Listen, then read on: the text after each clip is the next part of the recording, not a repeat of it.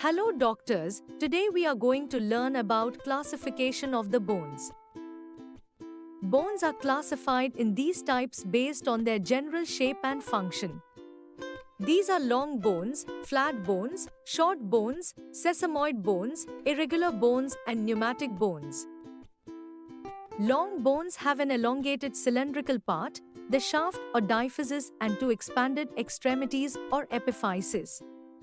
The shaft encloses the medullary cavity, which in life is occupied by yellow marrow. Long bones are found in the limbs and act as pillars for support. Examples of long bones are humerus and femur bones. Some long bones do not develop completely and their medullary cavity is very small or even absent, which are called as aborted long bones. Example of aborted long bone is ulna of horse. Some long bones are very long and they do not have a medullary cavity. These are called elongated long bones. Example of elongated long bone is ribs. Now let's see flat bones. These bones are expanded in two directions. They are plate-like, affording large surface area for the attachment of muscles and protection of adjacent structures. Examples of flat bones are scapula, flat bones of skull like frontal, parietal, etc. Short bones are similar in length, breadth and thickness. They are made up of a thin layer of compact bone outside and spongy bone inside. The medullary cavity is absent in this type of bones.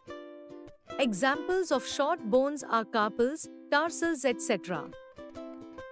Sesamoid bones are short bones which do not bear the weight of the body and they are developed in the capsules of joints or in tendons. Common example of sesamoid bone is patella. Irregular bones are irregular in shape and are usually placed on the median line of the body. Example of irregular bone is vertebrae. Pneumatic bones contain air spaces within the compact substance instead of spongy bone and bone marrow. These cavities or spaces are lined by mucous membrane and are termed as sinuses. They communicate indirectly with the external air. In mammals, some flat bones of the skull are frontal, maxilla, palatine, etc. enclose sinuses and communicate directly or indirectly with nasal cavity. In the birds, many of the bones are pneumatic like vertebrae, sternum, humerus and femur. Thank you for learning with Vetscraft.